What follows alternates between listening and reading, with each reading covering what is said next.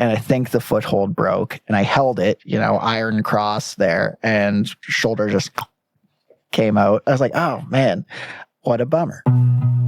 Boulderers, get out of your comfort zone. Imagine if there was like more than 4 moves, maybe 8 moves. It gets bigger. I think Nova Scotia has lines that could stack up internationally. Well, you don't hear that very often. Hey everybody, welcome to another Icebox session. My name is Sean Cassidy, and today we are talking with the infectiously stoked Henry Morrow. Henry offers a bit of counterpoint to my last guest, who is not so keen on trad climbing. I was hoping he would wax poetic about how fun and safe trad climbing can be, but mostly he just talks about his various epics. He shares some exciting stories about deep water soloing along the coast of Nova Scotia, and we also talk a little bit about the allure of climbing, which in some cases can replace more harmful addictions. So, my bouldering friends, sit back and prepare to be freaked out. All right, well, ready to go? Yeah, I'm ready. Welcome to the Icebox. Thank you. It's an honor to be here. You climbed a little bit before a session, which is the first time any guest has really bothered to do that. How can you look at this incredible wall and not just be drawn to it? It's fantastic. Thank you. Great holds. I love the real rock holds on there. Feels like history is soaked into it, I love it up here. Thanks for having me. It's an honor to have you. So we're kind of newly acquainted. Yes. I got to meet you last summer. Yeah. My buddy Rich LePay convinced me to do a climbing trip, which he's always like, Cassie, let's go do this. I'm like, yeah, maybe. Yeah. So we were going to go to Cape Clear, and I think you guys were too, maybe. We were going to go to Cape Clear, yes, but the weather up was a little bit more precarious than New Brunswick, so we shifted to Red Rock in New Brunswick, not to be confused with Nevada. Right, and is it Red Rock or Red Rocks? Oof. That's a question for smarter people than me. So that was a really cool trip because, one, I got to meet you, and Graham Dexter was there. You're like a team, you two, it seems. We are a bit of a team. Yeah, no, we've done a lot together. He's a little bit more occupied than I am with kids and stuff, so he gets out whenever he can. But he was very intrigued to climb with you guys, so I couldn't keep him away. It was so fun. You guys were just so stoked. And I mean, the climbing's great there. The setting with a beautiful camping spot in the grass there, campfire, and 5-minute approach to the cliff. It was really fun. I was just impressed, like meeting you guys, and you're both there's a lot of people out there now just so into climbing here. And it's so exciting for me to see that happening. I appreciate that. Yeah, no, there's this whole new community here that's it's pretty great. I mean, I've been climbing for about a little over 10 years, and then more seriously for about the last 7. And once I got into it, where did you start? Started at 7 Bays and a bit at Ground Zero. So. Oh, okay. Oh, really? Yeah. So just before it was it was closed. Okay. Yeah. Huh. And 7 Bays at Gottingen, probably. 7 Bays at Gottingen. Yeah. Okay. Yeah. Yeah, it's funny, like all these people, like yourself included, climate for 7 or 10 years. Still, I just heard of you like last year. I know. That's the thing. Is like kind of hiding under a rock. Well, yeah, more so I've been under a rock. I think that's more accurate. Yeah. I mean, I don't know. It feels like the community has been growing a lot more though in the last like 2 to 3 years. Even from my short stint in it. How do you see evidence of that, or what makes you say that? A lot more people at the Crags. That's kind of what I've witnessed is cool. Like, that's cool. And like before years ago, like when we were just starting out on ropes, like getting out there and there was just nobody. And like, especially on like the after work grind, when you get out there and you're just booking it in, trying to like soak in 2 climbs before you have to go home and sleep at 11 o'clock and eating fast food to try and survive. There's people doing that, which is crazy. Wow. Like, more than just a handful, I think. And that's really cool to see. Yeah. And then, yeah, like crowds sometimes, you know. Well, I've heard there's crowds at Soros. There's always crowds at Soros. Yeah, And probably the spot, hey? Is that I think it's pretty popular. There's ability to set up top ropes there pretty easily. It dries off super quick. Good area to hang out and pretty attainable grades for people to jump on. And the castle's obviously, I think, a pretty good starter spot as well. Well, my favorite spot has always been First Face for many years. Yes. And even that spot, like when I've gone there over the last few years, mostly what I've been doing is I'll go in and top rope solo some stuff. And I was in there and there's another guy top rope soloing and he's only been climbing for a year or two. I know. A fellow named Brad. I can't remember his last name, but yeah, super impressive. I mean, I was out there last weekend and there's a bunch of people that I didn't come with. I was like, really? Yeah. What were they on? You took young Isaac out there. Yes, I think, I did, which is cool. Isaac Fillmore. Big up and comer. Him. Yeah, you definitely should. He's a super strong climber. He's been hitting a lot of the classic boulders, but I'm trying to get him on the ropes a bit. That's what I like to see, and just trying to open a door. I know when I was first getting into it, it seemed really daunting to just it's a step. It's a big step. Yeah, and without, mentorship or somebody kind of showing you what to do. I mean, when Graham and I got into it, it's shameful to say, but a lot of it was just trial and error. We were just doing it all ourselves, which, trying to do as much research as possible. But making some mistakes and learning from them a lot of the time. So that's... Well, you're both alive, so that's good. Exactly. You're a testament to that. So... Did you meet people? Did they take you out to teach you stuff, or no. you were honestly just learning by yourself? Just 100% around. And then sometimes we'd see somebody at the crag and they'd be like, how about this instead? And we'd be like, oh, thank you. Good idea, So, and I mean, again, did a lot of research and we're trying to do things as safe as possible. I think it was less unsafe than it was really inefficient. Most of the things we were doing. Say that again. It's less. So it was less unsafe than it was incredibly inefficient. That's interesting. Yeah. I just had a chat with Todd Foster last month. Yeah, and he talked about his early learning curve was maybe similar or even worse. Like there was nobody around him that could tell him what to do. Yeah. And he would take like most of the day to set up a top rope anchor.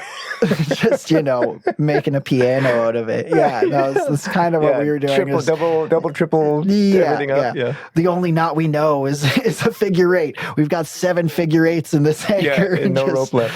Yeah, exactly. So, I mean, that it was interesting. And, so I mean, knowing more now. I mean, hopefully knowing more now, which I think I do. Yeah, you seem pretty safe. Yeah, more or less, moderately for sure. Again, still alive, but like when people show interest or have a spark of interest in getting out, I try to Well, that's good. So you're paying it forward with Isaac, maybe, and and other awesome. People. I love climbing. I'm crazy about it, and I like being able to share it. So yeah. I feel like in hindsight, I didn't do that enough. Take out new people. Maybe I did. Maybe they just weren't interested. I can't remember. That's happened a bunch. Where I think if people are showing this, please and don't then do it. Don't. I mean, when I remember the first time I climbed outdoors, I was just like, oh yeah, this forever. I mean, as a lot of us are, and just like instant obsession and haven't stopped since. Where was that first experience outside? I think it was actually at Soros, and then what a spot. A day or two later, Virginia Slab, and then days after that, getting too big for our britches and trying stuff that was above our pay grade, and jumping in the deep end. Yeah, exactly, as you do. Jumping it. Since I said that. So when we were in Red Rock, that's a good segue. When we were in Red Rock, and we got to know you guys a little bit, you and Graham, because I think Rich had run into you guys up the Muscatava Valley, and maybe we'll talk about that a bit later. Yeah, for sure. You guys are telling some stories, and then pretty soon it came out that you guys were both into deep water soloing and had had been developing stuff, and it kind of twigged a memory for me because a few years ago I thought I remembered a post on the rock climbing Nova Scotia page about somebody planning to do a video on deep water soloing, and they're developing these areas, and I'm like, who are these nut bars? That's kind of what my thought was. And lo and behold, I got to meet those nut bars. Yeah, I know. It was funny. You said, you're like, yeah, I heard something about some guys doing this thing. I was like, that's me. Yeah. It's been an interesting ride with that. For the last couple summers, we've tried to get into it more and more. Like, is it a real thing? It just sounds like, I mean, I know we're surrounded by water everywhere, so it kind of makes sense on some level, but that's any place I've been is like, I don't know, there's not many cliffs straight up out of the water. No, there's really not. No. So, it was actually Graham who I think we were going out to Crow's Nest, and he was like, oh, there's this little deep water soloing thing that he had been working on. And then we took the boat over there, and it's this little traverse thing, and I got on it, and I was like, oh, that's kind of a cool idea. This is okay, but I think we can do better. So did you fall at that? Like, isn't the point I feel like the point of deep water soloing is actually to fall in the water. Yeah, that's the thing. I did not fall on that one, but I think I might have jumped in afterwards. Just for fun. But the point is to find something hard enough that you might biff off of it. Right. So what have you found? What have you found out there?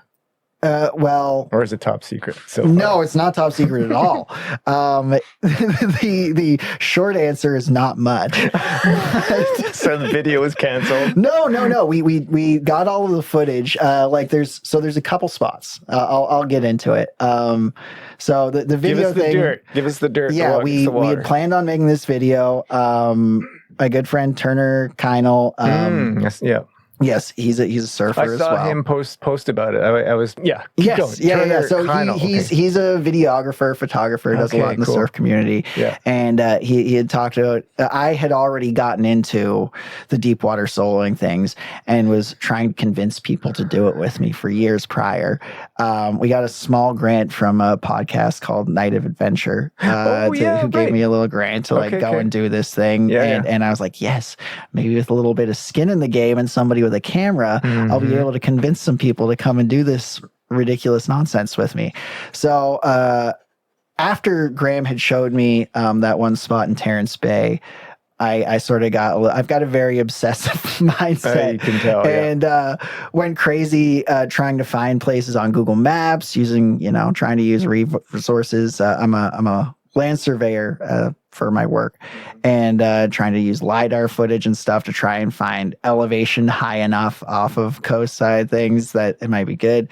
Anyways, I was blowing up Graham's phone nonstop, texting him random grainy pictures from Google Maps, being like, what do you think about this? And he'd be like, I'm in. Well, a lot of the time he'd say, that's nothing, you're an idiot. But so anyways, I had found one spot that I had piqued some particular interest called Blue Island off the coast of Shelburne. And this was a number of years ago. It was during COVID, and everyone had just kind of gotten back to work. But if you got COVID, I still got like 2 weeks off to quarantine. So I got COVID. So and you went out rambling it was in the middle of May, and I was like, I can't sit in my house for 2 weeks. It's ridiculous. I got to go and do something. So I was sick as a dog and took my, stupid inflatable kayak to Shelburne and paddled out in the middle of it is, probably about, I think 3 kilometers or something off the coast. And I was paddling there. There's a bunch of waves. There's nonsense. I was sick as a dog. Got out there on the island, got swamped, biffed into the water. Like my rope I think I lost my rope actually. I took a rope out there to rappel and a bunch of stuff. Anyways, got back in the boat and found this like crazy chasm on the side of the island that was, I think it's not huge. It's probably like 6-7 meters tall or something. Okay. But like beautiful face, like overhung just enough that it would be challenging and you're going to drop straight into the water. Perfect. And it was just super stoked. Yeah, that's the thing. You don't want shallow water soloing, which I find is most of the problem. Is it's either like so shallow that it's just free soloing at that point, or it's not interesting enough to climb. So it's kind of a little niche thing. Yeah. Anyways, so got out there in the summer when it was less freezing and put up some cool climbs there. It was really fun. By yourself? No, me and Graham did some okay. trips out there and took some other people. It's a great island for camping on. But yeah, the problem is that it's a 2-hour drive and then a half-hour boat ride, whatever seafaring vessel you have to get out there. And well, longer if you're paddling a kayak if you're paddling. Capsizing. So exactly. And it's a pretty hard sell. So like not a lot of people want to do it. And then the other really cool spot we found is in Cape Breton. It's a spot called Squeaker Hole. And, I've heard of that. Yeah, and some people have done some little climbs there, some easier stuff. But I think like some super old, like Clarence Barrett would have done stuff up there, maybe. Yeah, and so we wanted to get some concrete stuff, and there's some really cool climbs out there, and we took a boat around the Celtic Lodge and found some other cliffs there. Yeah, that's pretty good granite there. Yeah, I think it's not bad. It's a little chossy in some spots, but that's Cape Breton. Yeah, it's Cape Breton. Exactly, it's Cape Breton. So yeah, that's kind of been the experience here. I've always got my eye out for more stuff. I've been still kind of haphazardly looking for anytime I'm out in a spot and I'm like, oh, that looks like How many areas do you think you've identified? Or personally, I think it's mainly just the good ones have been the 2 or 3. Yeah. Do you ever try? Rich is always game for new stuff. A few years back, we were climbing at Shiprock and we, rope climbed, and then at the end of the day, he was keen to do some deep water soloing kind of on the right side. Have you been there? I've thought about it over there, and I've climbed at Shiprock a few times, but I've never tried deep water soloing there. Is it deep enough? Well, at high tide, maybe. Well, that was one of the funny things about Blue Island. We went back there while we were doing this video, and a bunch of the cliff had fallen off. And so it made it didn't affect the climbs, but it made it shallower. Okay. And it was only climbable at high tide. And then we were there to make this video, which again never came to fruition because Turner got busy and whatever. Yeah. So we had to climb it at 1:00 in the morning with a bunch of spotlights on the rock in order to try and get that at night, which was super spooky. I'm a terrible swimmer. You were camping. You planned to do this. Why couldn't you just wait for a high tide? During the day? Well, we got there at like 3 p.m. being like, okay, we're going to be able to climb. And we're like, oh, it's super shallow. So we've got to wait until the next high tide, which is 1 a.m. But you happen to have a spotlight with you. Yeah. Which is interesting. Yeah. I think somebody had arrived to the island prior to us, and we're like, man, it's shallow. And you're like, oh man. And so we went to Canadian Tire and bought a bunch of spotlights, and I think we returned them the next day. So there's a bit of a crew that's kind of into this stuff. Yeah, or curious about some friends who are curious. I mean, anybody who's game, I will take them out anytime if you're willing to drive either 5 hours to Cape Breton or 2 hours to Shelburne. So did you have to give the money back to Night of Adventure? Well, no, I think. Or did you do a talk? I actually saw an ad for. I did do a talk, which I think may have smoothed things over a bit. Well, they got their money's worth. Yeah, exactly. Yeah. We did the thing, kind of. But I had a couple climbers come out to show support while I did my talk, which was nice. Good. Yeah, cool.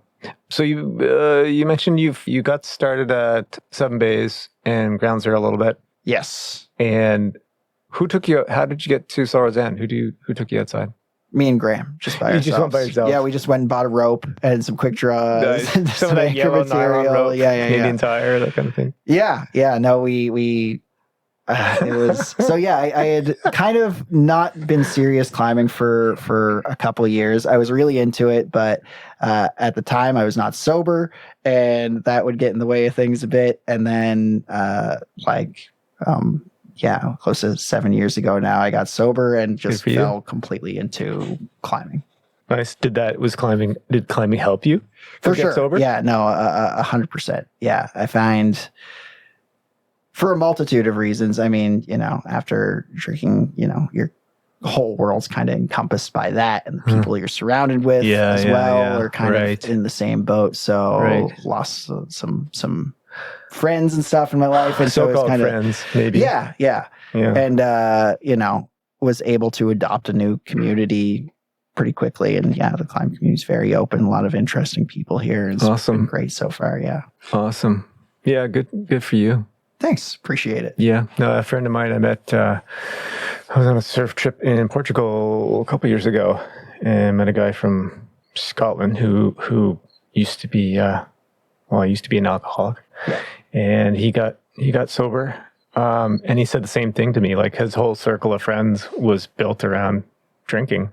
Yeah. And he happily, he kind of sad about it, but found a new crew to run with. Yeah, well, that's the thing is it's both by choice and necessity, I guess, with like where all the people that I was surrounded with are kind of doing the same thing. And like, I'm not like, hey, sorry, I'm not going to be friends with you anymore because you're doing this. Be like, we can hang out. I'm just not going to drink and prefer it if you did. That doesn't sound like very much fun. So, see you later. See you later.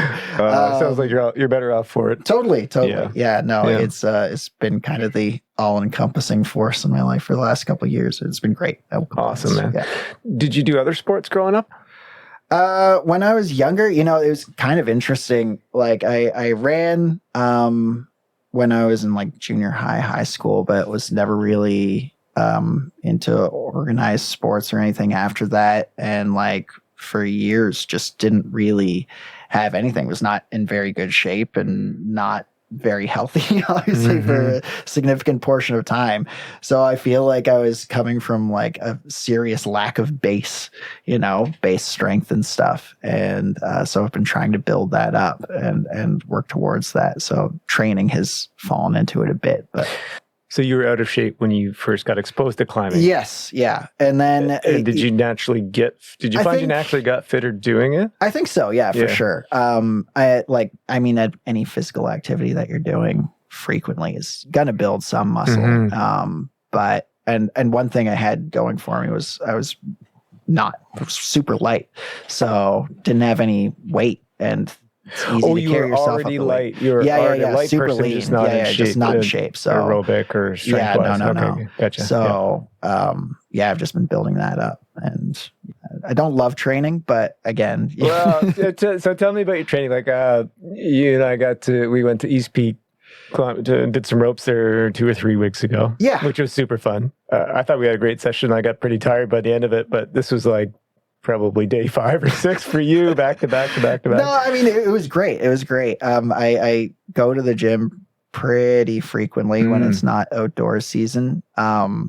Mostly out of just, necessity. I want to be in shape for when I'm able to get outside. Yeah. I still have fun, and there's like a great community in the gyms as well, like a whole circle of people that surround yourself with, and it's a great way to, a social exercise as well. It's a cool community to be part of. Totally. Does it sometimes a chore for you? Like how often are you getting out? Or in the winter going to the gym? How often? Like 5 days a week. 5 days a week, if I can. But like it's sometimes I feel like I'm forcing myself like to do the cross training stuff. I don't love weights or any of that stuff, but I like not being injured. I'm going to join that club soon, I think. I know, like it's really tricky, and like riding that line of being like, oh, I'm feeling super strong. Oh, I'm busted, and now I've got to take a week off or just suffer through this injury. But I think the last couple of years I've gotten into the cross training, trying to build up the antagonist muscles and stuff. And how often do you do that? Like, is that a couple times a week in there? Yeah, like 3 times a week. 3 times. So you're climbing 5, and then in there or is it like? So I usually climb and I see. Do the cross training. Okay. Well. Yeah. Again, most of the stuff's just like things I'm picking up from other people at the gym. I'll have friends be like, like Ryan Doyle, he's a really strong climber, and he will just be like, oh man, you should do this. And I'm like, okay, why not? Or physio, who I go to because of various injuries, and they give me exercises, and then I just repeat that for years and years and years. That's part of my problem. I don't really know what to do. It's hard, weights, man. And most of the time I'm probably doing it completely wrong. Which is not a good thing. Like, No, I think you it's really not do at all. have to You have. need to do it right. Yeah. Yeah. So better not to do it at all. Yeah, really, maybe. I think. Yeah. Just chill. Better policy. I do find that I do get injured the more I do, the cross training and stuff. I can feel that, but like you get more injured? No, less injured. Oh, okay. You're just more trying resilient. to build up the muscle around the weak part. Shoulders mostly, or what are you focusing on? Shoulders, bit of fingers, a lot of core, and yeah, I dislocated my shoulder a year ago, getting close to a year ago. Oh, yeah. Well, tell us about that story. That happened up in Cape Clear. Yes, it happened up at Cape Clear. Fun story. So I was at Cape Clear with Graham Dexter, my main climbing partner, and Greg Hughes was there with Will Sardi, and we were all climbing together, having a wonderful weekend. And Greg had his eye on this chimney at Cape Clear that had not been investigated before, which I was super into, be able to get some FAs under my belt and go and check out a new cool spot and whatever. So we all rappelled down. There's nothing like the lure of an FA to throw caution to the wind. I know, right? exactly. So yeah, we all rappelled into this chimney, which was really cool. Maybe a little bit dank and wet and crumbly, but I decided to try to on-site this crack. And I was stemming across on both sides. I think a foothold broke. So this is like, 3 foot wide chimney?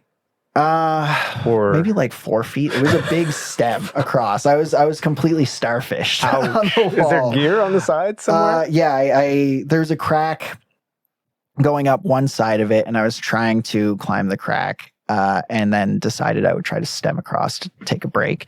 And I think the foothold broke, and I held it, iron cross there, and shoulder just came out. And that had never happened to me before, but it was a very distinct feeling. And immediately came down. I was with Greg, and I just looked at Greg. I was like, "You know how to pop it in, right?" He was like, "No, I don't." So anyways, I was like, "Oh man, what a bummer." And so Greg got out of there. I rappelled with one arm going down out of the chimney. Ooh, and we had walkie talkies on us. We hadn't heard of Greg. Is that the new walkie talkie? Yeah, the climber specific walkie talkies. Yes. Trying to give them a plug on. I've heard of those. But yeah, they're pretty great, honestly. And we talked to Greg, and Greg had he told us he called SAR. So this is all like, you've been to Cape Clear, right? Yeah. This is kind of around by the Sunset. I think I know where you're at. So it's pretty deep in there. We still had to crawl out through the Bear Cave Gully and everything. Pretty tricky to get out of with one hand. Yeah. But yeah, anyways, we started walking out, and you were just screaming in pain, eh? Yeah. There was a big lurch that I had on it that did not feel good. We started walking, and it just popped back in on its own. And I was like, "Oh, this is awesome." And we got out of there. I think the Cape Breton search and rescue boys were a little disappointed that they didn't get to come and they always like some action, those rescue guys. Somebody. Anyways, they were great. They got there insanely fast, which I was really surprised by. Yeah, it was like every time I've been back at Cape Clear, I'm like, geez, I hope something doesn't go wrong, because like this road is a nightmare, and we're kind of far back here, but like, yeah, instantly. So, I mean, I'm not saying to go and throw caution to the wind at Cape Clear. It's kind of still a bit of a wild place, but they will get there pretty fast, hopefully. So that's cool. I know you've got a lot of trad adventures under your belt, and that seems to be a bit of a focus for you. But during the winter, you're climbing indoors, as we do, to keep in shape. And I think you're doing ropes at East Peak, and you're also bouldering at Seven Bays. Yes. And I try to get in like climbing. I do like usually one winter trip a year as well, trying to get somewhere warmer and climb some stuff. I like to have other previous guests or friends have questions for my current guest, and I wasn't super prepared for this interview. So, but just before you arrived, I sent out a couple of questions. Yes, for sure. Or asked some friends.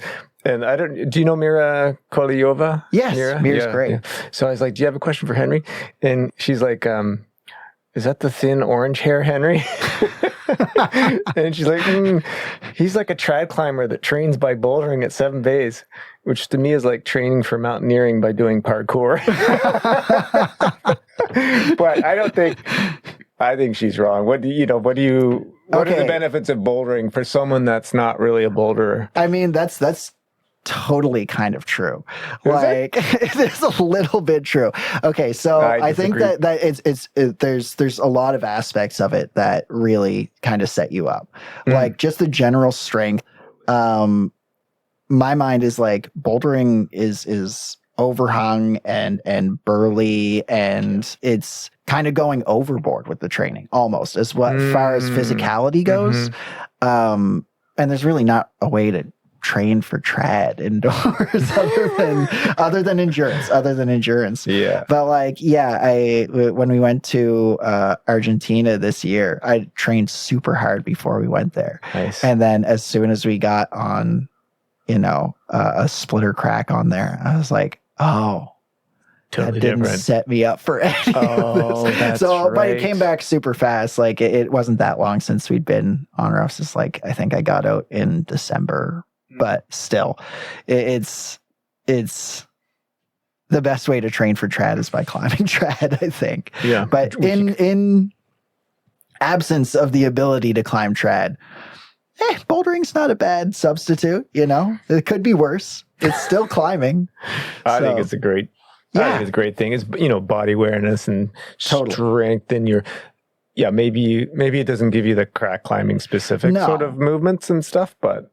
I when do you think bust out a face move on the side, or I don't know, it translates. I think it translates to everything. Yeah. I think the best way to train for most climbing is bouldering. I mean, that's where bouldering kind of originated in the first place, did it not? That it was just what you did to train small scale for big scale stuff. Yeah. So tell us more about. You just mentioned Argentina in passing there. So you were down in. Bariloche, climbing at Cerro, what's it called? The Fray. Yes. The Fray, yeah. Tell us about that. It was incredible. We decided to go there last winter. We were at El Potrero Chico with Greg, and he said that he was going to go there this winter. He lied. Bastard. No, Greg's dance card gets filled up pretty quick. He told me he was going to take me up Siren Song, but he didn't. I heard that on the podcast. I had to ask you a snowstorm came in and he got stranded up in Newfoundland is what happened. Yeah. I mean, totally fair. And I'm sure he'll take you up next winter. He will, yep. Yeah. Yeah. So we were like, oh, the Fray.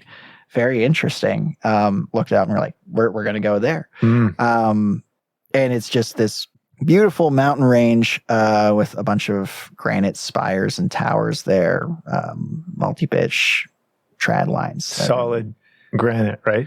It's very solid granite. Yeah. It doesn't maybe look like it. There's a lot of scree and stuff on the ground, but all the roots were super solid. Yeah.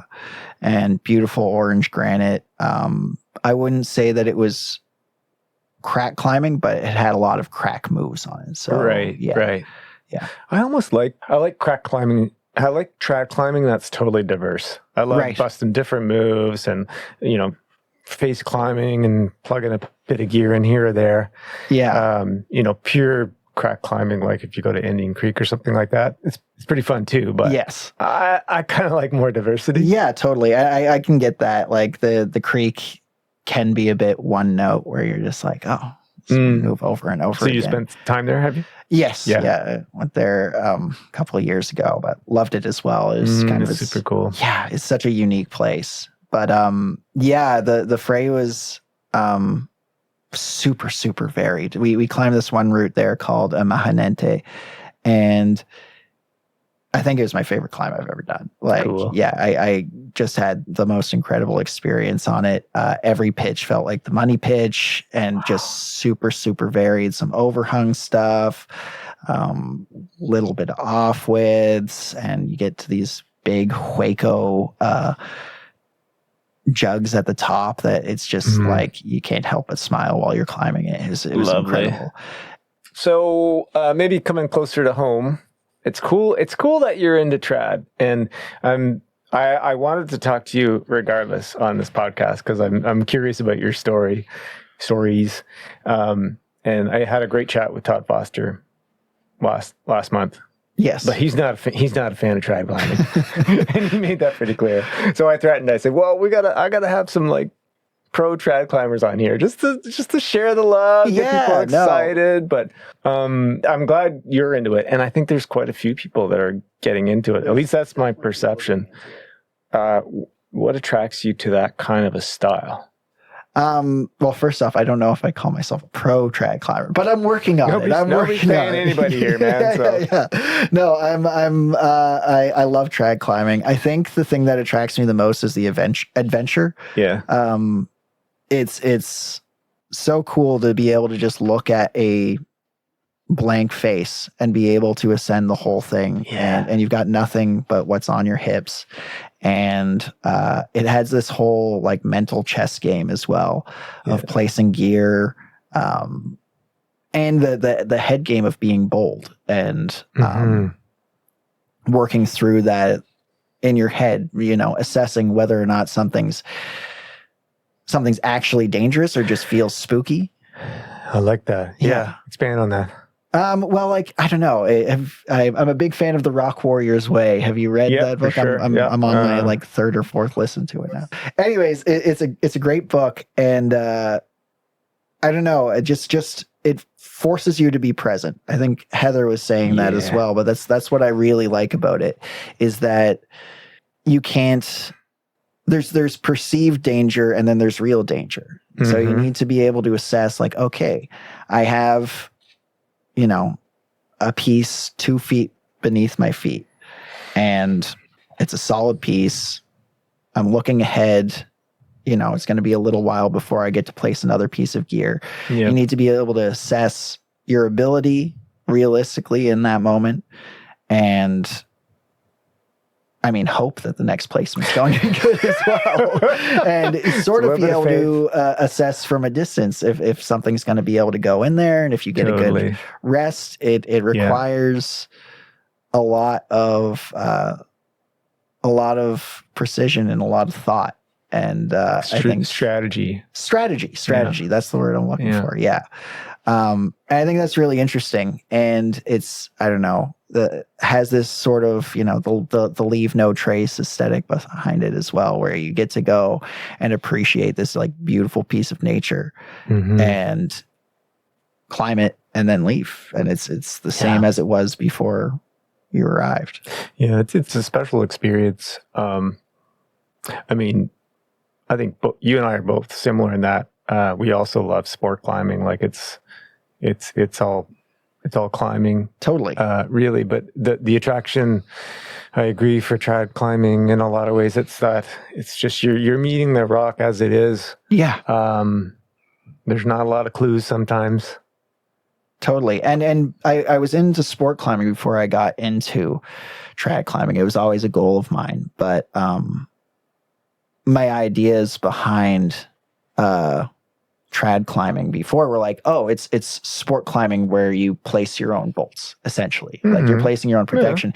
Yeah. And after getting into trad climbing, I think that that's completely untrue. it climbs so much more differently than it, and there's so many different nuances to it. And I think they, again, have both of their value. I think it's really cool. Yeah. Well, one of the issues is you're often hanging off of one arm for a long time. Totally. While your other arm is searching for the right piece and making decisions about what's going to fit in that little crack, as opposed to like just reaching for a draw and slamming it into a bolt. Or if it's a pre-hung draw, you're just clipping the bolt. There's quite a lot to it. Yeah, and with sport climbing, you're kind of just like clipping the bolt is almost an afterthought. It's something that's expected, and there's a spot where it's supposed to go, and like you're doing it to protect yourself. Yeah. But the first and foremost is the climbing, which I think is really cool. In sport climbing, absolutely, yes, yeah. And that's why people love it. But and that's That's totally fair. Yeah. But again, that's why I love it. It's really cool that you get into this flow state and your moves are the focus. But then the adventure of trad climbing, where you're on this face, you've got it takes so much more time too. It's the other thing. It's an investment. I know. Investment. You can stare at a cliff. You've got a decision to climb an 11C sport route or 11C trad line, and they're quite different decisions. In terms of like mental anguish or preparation or physical challenge that you're going to be facing. It's a different beast. Well, it's funny because, training at a bouldering gym, first and foremost, like all of my bouldering friends just think I'm a masochist for going out and suffering on these trad routes. Yeah, it's dirty. And there is a small amount of masochism involved in trad climbing for sure. And you can't convince them to join you. No, never.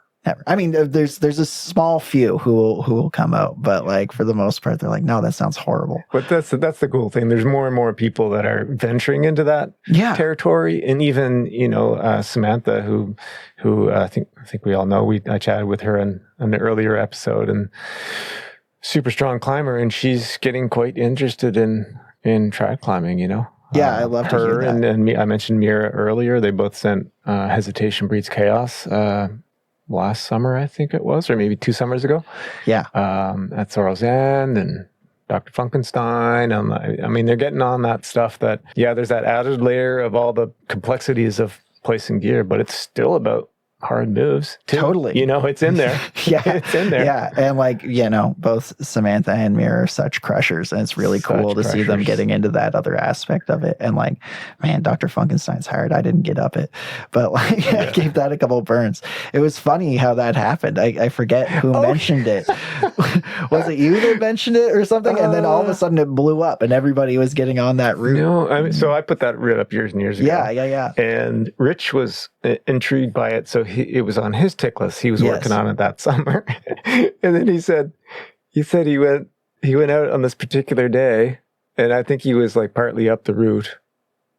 And all of a sudden, I don't know, Samantha and Jody show up, and you and somebody else show up. Everybody's lined up to do this route that nobody touched for years. I know. That was a fun thing. All on the same day. Yeah. And a ton of people got up it. On that day? Not that day, no, but last season. That's summer, yeah, that's super cool. No, very cool. Yeah. What are some of your favorite, doesn't matter trad or sport, what are some of your favorite routes that you've climbed in the province? I mean, most of my favorite routes are at First Face. I think it's such an incredible, special craft. Yeah, no, it's so cool. I love Sins and Transgressions and Mea Culpa. Arches there, I think, is a fantastic trad line. We were talking about that earlier. Yeah. Steve Punchin classic. The first two you mentioned are Sean Willett lines. Yeah. He put up a ton of awesome lines there. Oh, they're so good. They're so good. And that's the thing I also love about trad is I can really have fun on any grade of trad line. And I think Popcorn, the first pitch of that is such a fun line. 100%. I think, Priceless is such a cool that's getting that's experiencing a resurgence, I think. It really deserves it. It's such Very a cool line. I gotta climb that again. Super fun. I love the fact that it's just right out over the lake. I was really hoping that water was deep enough, but unfortunately. Do you know the story, the so-called story behind that? Yeah, who was it? They lost their nuts. Pardon? Sorry. It was either, I'm going to forget now, Tony Velling was a very early pioneer there, and Dan Price. Yes, that's what I was thinking. So the story goes that they were, I don't know, working on that route or prepping the route or finishing the route or something, and I guess Dan Price dropped his rack, and it fell into the deep water there. I suppose you might be able to deep water yourself with that, to be honest. Apparently it's quite deep. So Priceless was less a rack, and it cost a lot of money to replace it. So that makes sense why it has the name. But I really like Transformer's a great line. Oh yeah. The list goes on. I think Nova Scotia has lines that could stack up internationally. You don't hear that. You don't hear that very often. You don't hear it very often. I don't know if I would agree with that. I mean, there's some good lines, but there's a couple lines. But like, I mean, I wouldn't say that every line does, but there's definitely. I've had as much fun on some lines here as I've had anywhere. That's cool. Yeah.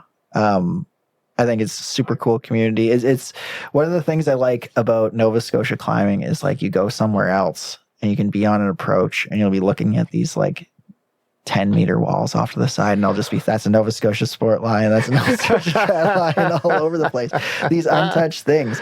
And I think it's really cool that there's such like a passionate small community here. And in the past as well, like, you know, when you guys were putting stuff up and when Willett and Punchin were putting things up, it's just this like desire and passion for the sport, and regardless of size or quality. But like whatever, you know, if it's their climate, and there's not much here. So I really appreciate the work that you and everyone else in the history of the sport here has put the time into developing the routes. It's incredible. It's pretty goofy, eh? Like it is. Yeah, a lot of people wouldn't really believe there's climbing here, or if there is climbing, it's not worth doing. Right. And we talked about the PEI climbers earlier. Yeah, they don't even have any cliffs. No, they got nothing, there, and they're stoked. Yeah, they're super stoked. Awesome. I love the PEI climbing community, and it's super cool. And that's the same thing I appreciate about here, where it's like, you know, there might not be much, but like people will find it and they will put things on it if it exists. Like, and it's totally worth doing. I don't know. Yeah, it's pretty cool. It's very cool. So you kind of acknowledge some of the folks that have opened up lines and stuff here for us in the past.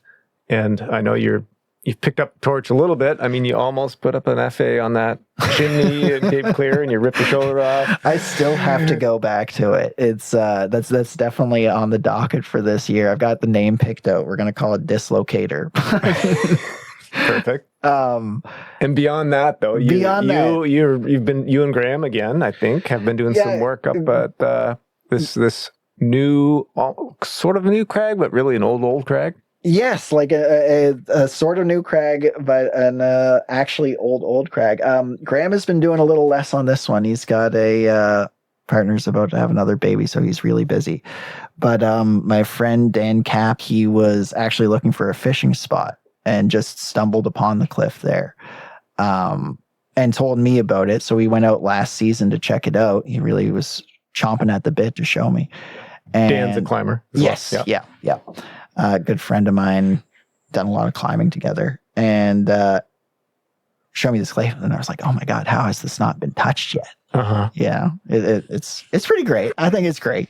But it had been touched, right? It had been touched. Yes. So on our Peter Belleville had been back there. There you go. And cut a bit of a trail, and there was a sign out there. And I think he had kind of taken the back seat on it. He hadn't been out again. He put up a couple of routes there. Yeah, he put up a couple of routes for sure. Maybe even a mixed line or two. Yep. And anyway, so that was just our preliminary visit out there. And on the way out, we bumped into Rich, which was actually the first time I had properly been introduced to Rich. Right. And I saw this guy walking through the woods with a rope on him. I was like, what is going on? And he was just He's going to take my FAs. Well, no, I was just like, what are the chances that a bunch of climbers are crossing paths on this like very obscure area? It's like Dr. Funkenstein. Yeah. And anyways, we got to talking, and I've since made friends with Rich. We've done some fun climbs together, and you know, climbed with you through it. Yeah. But I've been out there a bunch. The cliff is horrifically mossy and dirty, and has required so much scrubbing, and I can see where the passion for development comes from, because I'm just like very driven to get that rock exposed and to have something new to work on. It's been super fun. We put up a couple routes there, Dan and I, and Rich has put up some routes as well. I'm very excited to get out there this season and finish some stuff up, continue the scrubbing. It's just been, I think at the end of last season, I was just hanging from a rope for 9 hours a day, just losing my mind, going through brush after losing brush. Circulation in your losing legs. circulation, wrapping my knuckles on the rock. Oh, yeah. That's the worst. Yeah. But anyways, love it. Just put on the podcast. I enjoyed it. I put up a number of routes, but what I got tired of was inhaling so much lichen into your lungs. I just felt like this is not good for me. No, I do find it cathartic to an extent, the scrubbing aspect. It is, and you feel this grime and dirt all over you. Yeah, and it's hard work. It is hard work, and the breathing in the lichen is definitely not good for you. Maybe it's good. Who knows? Maybe it could be. Maybe there's medicinal qualities. We could get into some naturopath stuff. So how many routes do you think will be up on that cliff once it's all done with Peter's routes and Rich's and yours and Dan's? I think 15 to 20, I think. So like a good chunk. I think it's worth it. I think the routes that we put up already out there are going to be worth the trip. You can hike in there now, or you need to take a boat? It's the best. I know that Peter had established a trail. I think that kind of cut in off of the trail to get to Howe Crag, but I never looked into that trail in particular. We decided that the fastest way was to take a boat and then a trail from there. So we bought a community canoe. So once this place is established and we've got everything set up out there, we've got the canoe out there for anybody to take if they would like to go out there. It's a 15-minute paddle and then a half-hour walk. Awesome. I can't wait to hear the details on this once you guys finish things up. Yeah, no, it's getting there, I'm sure. I mean, by the time this comes out, I think it'll probably be ready to go, and we'll try to lure some people out there. It's really cool to see you guys doing this new development, and also, we were talking about it earlier, but the new legacy walls that Chris Hayes and his son Cole Hayes have been developing furiously over the last year or so. Yeah, it's going to be exciting to explore. They've got an event planned soon. It'll probably have happened by the time this episode gets released, but it's going to be cool to check that out. Super stoked for the legacy walls. I'm very excited to get out there and romp up, man. What was it, like 120 climbs? I don't know. Some nutty amount. Yeah, it's gonna be cool. No, I'm very excited, and seems like another good opportunity to get the community together. It's really cool to see events like that happening for the rope community in Nova Scotia. I know we've got Boulder Fest, but to have an event like that, I've always loved going to the Cochrane Lane Rendezvous and the Red Rock Rendezvous and in New Brunswick. Yeah, I love that we're doing similar stuff here. And hopefully on the bouldering side, Boulder Fest will happen this year. It's been on hold for a little bit. Yeah, I've actually never been to Boulder Fest, and I need to get out there. You've been to Dover though, I assume? No? Not yet. Oh, I haven't been to Dover. The bouldering's amazing, but there's also a little crag there. I'd love to get on the trad lines, and I need to, There's one called the Mustard. The Mustard. You should It's a great name. One. Yeah. Did you put that one up? Show me the mustard. Show me the mustard. Yeah. No, I haven't done a lot of bouldering in Nova Scotia, and I know it's great. I just have not. I don't know. I guess I'm saving it for when I'm completely exhausted by everything else. You won't have energy to do it though. That's the problem. Yeah, bouldering's hard. That's why I don't do it most of the time. It's so taxing and so physical. I'm impressed by our giant community of super strong boulderers here. Mm-hmm. But we also got to convince them to get on a rope from time to time. I know. I think that, I don't know. The rope community is definitely growing now, which I love to see.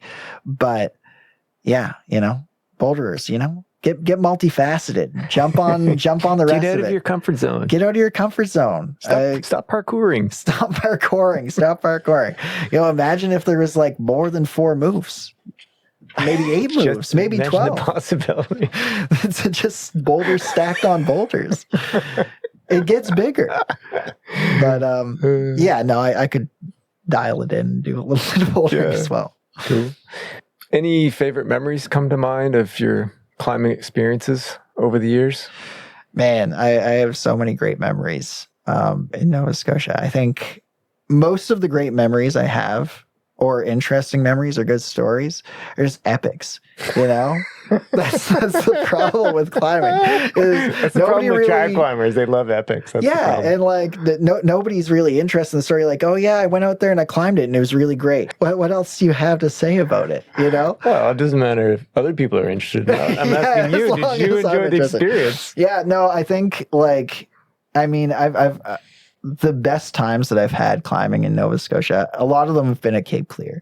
I think Cape Clear is such a special place. Like the first time out there, just being mind blown by the vista. Great camping trips up there, like going up with a big crew to Cape Clear. Usually Greg Hughes is there. He's like the mayor of Cape Clear. He basically lives there. And yeah, Cape Clear's got a special place in my heart. What about worst memories? Worst memories? Apart from your tearing your shoulder off again at Cape Clear. Oh man, we had a crazy time. Another crazy story from Cape Clear. So the first couple trips, we had like 3 trips to Cape Clear, me and Graham, and we're always looking for one route there. It kind of became our white whale called Are You Experienced? And it's a 5.9. It's on the wave wall, and you have to rappel into it. Yeah, Therian dragged me down on that for the first ascent. We did that together. You were on that one. So yeah, we were trying to find how to get there, which was kind of vague, and I think more than once had us rappelling down in the wrong place, only to have to ascend the rope to get I think if you wrap down it correctly, you're almost right above that Annihilator project. Yes. Yeah. More or less. Yeah. And just left of where you get up Field of Love. Right. Anyways, we had finally made our way down there and we're climbing it. And I was having a great time on it, honestly. I haven't heard stellar things about the route, but I was having a great day on the wall. And I think I said to Graham right before anything happened was that I was like, man, isn't it cool that we get to do this? Looking down, we're on this massive face in Cape Breton, super secluded, or the illusion of being super secluded. And the climbing I felt was like kind of flowy and fun. And he was like, yeah, man, this is great. So anyways, we were top of the first pitch and I was belaying Graham and he was topping out. And all of a sudden, just like the whole world came out from underneath him. He was on like a refrigerator size. Right. I remember now you told, okay. Yeah. Refrigerator size block. And it just, all 4 limbs on top of it while he was topping out, and the whole thing pulled out and he flipped upside down. The rock landed on the rope and cut the sheath and a good portion of the core strands. So he was leading, or he was leading and I was belaying. So you were underneath this block that was flying down? Yeah. I was anchored into the wall and had to like just swung to the left of it, and it smashed like right where I was standing, like hit the wall. Oh, wow. And yeah, Graham was hanging upside down off of the rope that the sheath had been cut, and part of the core like staring face to face with the ruined rope. Anyways, super spooky. But I think that was probably, the closest it has come, and the closest I hope it comes as far as climbing goes. Anyways, I don't know why people don't want to go trad climbing. But that's a sport route. I was going to say it's totally bolted. But that's Cape Clear for you. Yeah. Anyways, we got out of there, and like the same day, we kind of like decompressed after that. And so that was a terrible time. But then a great time we had there was we had a solid group of friends up there. We were with Kevin Go and friend Elsa Takanaga and Turner Keinel, and we just as a cool down decided to go to Little Sentinel. It's a trad climb. I think it's like somewhere between 5.6 and 5.8. Really cool little rock. And all of us climbed onto the top of it and hung out on the head of it for a while, and that was a really great time. So Nice. yeah, Nice. I'd say that's the worst yeah. time and one of the best times Nice. climbing in Nova Scotia. That's cool. Yeah. Can you think of any advice that you've received, or if you were to share some advice with an up and coming climber, what might that be? I mean, climbing's a lot of things to a lot of different people, and it's a lot of things for me at different points in time. You know, you go through times when you're projecting super hard, and like I've done that where I've gone kind of crazy projecting. You feel like a psychopath at the end of it, where you're just like grinding, trying to get this one climb, going out 4 days a week, just throwing yourself at the wall, and it can be not that fun. And then it becomes, I don't know, a different thing entirely, but that can be enjoyable unto its own. And then, yeah, so I think like switch it up when you need to, I think is a good thing. Like, you know, you don't always have to do the same thing. You don't always have to project super hard. You can romp your way up a 5-6 trad line and have a great time too. And it's good to do that. And like, yeah, you can go deep water soloing. You can go deep water soloing. You can go bouldering. You can get into whatever aspect of it you want to. And I think like climbing with the right people as well. Like I think that one of the biggest takeaways I have from climbing is that it's not, I mean, it can be, if that's what you're into, it can be a solo venture, but for me, it's really not. And I don't get on climbs because I want to climb something by myself. The best times that I've had climbing are with my best friend Graham. Like it's really, it's a beautiful thing to be able to share it with somebody. And that's really cool. You know, being able to share in this, like when you're having an epic or you're just having this great day, like being able to share that with somebody you're close to is really cool. And becoming close to other people through that experience, through that shared experience is really great. So I think like, you know, appreciate who you're doing it with is really important. Totally. Yeah. Yeah. I believe that too. Well, listen, man, it's been so fun getting to know you over the last little year. Looking forward to a lot more adventures and climbs together. But yeah, it's great doing this together. Thank you. 100%. Yeah. Let's get the shoes back on and we'll hit the Icebox here. For sure. Appreciate it, man. Awesome. Thanks so much, Cassidy. Cool. Thanks a lot, Henry, and thanks to everyone for listening. If you want to learn more about the podcast, please check out iceboxsessions.ca. As usual, big thanks to Climb Nova Scotia for supporting the podcast, along with East Peak Climbing, Seven Bays Bouldering, and Unfiltered Brewing. Catch you all later. Well, I got the Deepwater Solo enema on that one. Which is right. Yeah. That's a good health benefits there, I'm totally. Sure. Yeah. Cleaned you right out. I don't know why people don't want to go trad climbing.